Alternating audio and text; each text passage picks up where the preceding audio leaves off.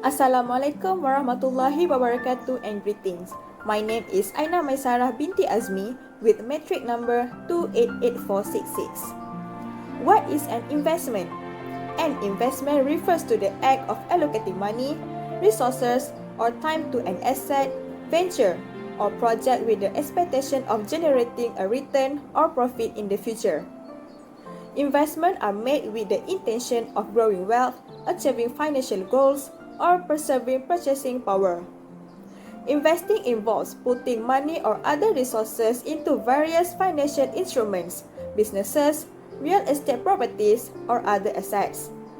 These investments are made with the intention of earning a positive return on the capital invested over a certain period. Hi, my name is Nur Wahida binti Abdul Wahid and my metric number is 288427 and I will be talking about stocks. So what is stocks? A stock is a security that represents the ownership of a fraction of the corporation issuing shares. The holder of stocks is called a shareholder. Shares is units of stock which gives its shareholder entitlement of a proportion of the corporation's assets and profits equal to the amount of stock they own. Corporations issue stocks in order to raise capital for their businesses, and shareholders has the right to vote in shareholder meetings to determine important company decisions. Moving on, now we will talk about the stock market in Malaysia. The stock exchange in Malaysia occurs at Bursa Malaysia, which is established in 1930, formerly known as Kuala Lumpur Stock Exchange or KLSE. It is specifically created to allow trading of Malaysian securities. The Bursa Malaysia has a fully automated trading system launched in 2008. The main stock index of Bursa Malaysia is FTSE Bursa Malaysia or KLCI, which is composed of top 30 companies on the Bursa Malaysia exchange. Before we move on to the next point, let me tell you what a stock index is. A stock index is a group of shares that are used to give an indication of a sector, exchange, or economy.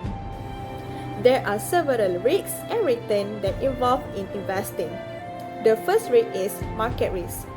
The value of investment can be influenced by overall market conditions, including economic factors, political events, interest rates, and investor sentiment.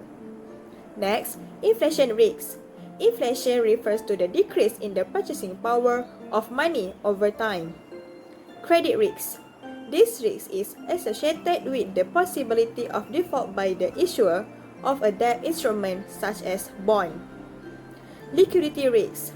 Some investments may lack liquidity, meaning they cannot easily bought or sold without impacting their market value.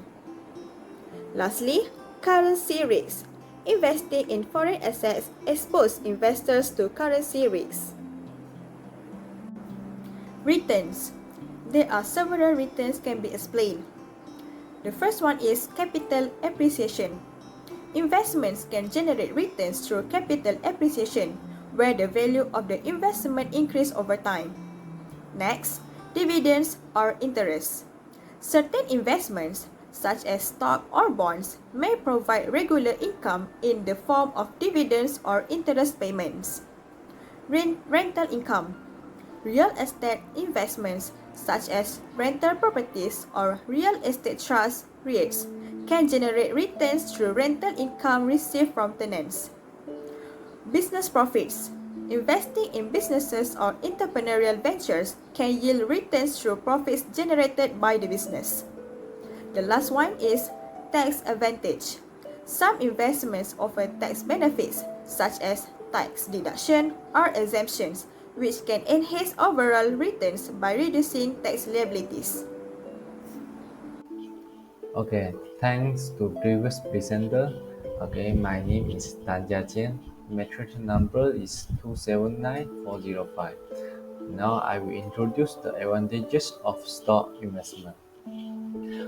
Okay, there are some benefits of the stock investment. First and foremost is earning return on your stock investment. Okay, investing in stock can lead to higher return than other form of investment, such as saving account or bonds. Okay, then the second one is building wealth over time. By investing in stock or other security, you can increase the value of your holdings by compounding. Yeah. And the third one is diversifying your portfolio. Some of these may be more volatile than others, but they will offer different potential reward. Okay. Okay, let's continue with our benefit of the stock investment. The fourth one is the stock investment is liquid. It is due to there are a huge number of buyers and sellers in the market for the stock, which make it easy to find a willing buyer or seller when you want to buy or sell the stock. Okay, then the final benefit is the flexibility. It allows you to start with small investment and gradually build up your portfolio over the time. Means that you can easily edit it in the future. Hi, my name is To Kai Hang and my matrix number is 281815. So I will continue my part which is about the disadvantages of stock investing. So the major disadvantage is risk. The first risk is market risk. You will face a market risk if a company underperforms over a period of time. Due to market volatility, stock prices tend to fluctuate. So the stock with a higher growth rate tend to anticipate with much higher risk. Next, which is the information risk. It's difficult to find the information about a company or their prospect of growth. Furthermore, you will face the other risk, which is liquidity risk. If your stock aren't doing well, you may need to get rid of them. So you will face the liquidity risk if your stock aren't doing well. The last one is counterparty risk. You will face the risk of losing money if buying stock with a broker, since you aren't truly purchasing shares of the firm, but rather buying shares from other investors. So, the other disadvantages of stock investing, such as lack of control. A company's capacity to return profit to its shareholder is heavily dependent on its business strategy and related rules. So, the investor do not have the right to participate in all decision-making process. The last disadvantage is the uncertainty of profit. High volatility make it difficult to predict how much money a business will make. So there is no assurance of a positive return on investment. Assalamualaikum. My name is Safina binti Malaysia and my matric number is 288483. I will continue about advice on stock investment. Firstly, concentration. When we invest in a limited number of stocks, we put our entire portfolio at risk if something goes wrong with one of the firm. The possibility of a single firm being harmed suppresses the possibility of the entire market collapsing. Investing in a diverse portfolio of stocks expands diversity and can help mitigate the risk connected with the specific firms. They may be accomplished by investing in various such businesses in various nations, sectors, and industries. After that, volatility. Stock markets may be turbulent with investors frequently experiencing unexpected ups and downs. Volatility may have a substantial influence on a portfolio when a stock price fluctuates fast and significantly. Diversification could help to reduce the risk associated with owning only one firm or industry. Next, liquidity.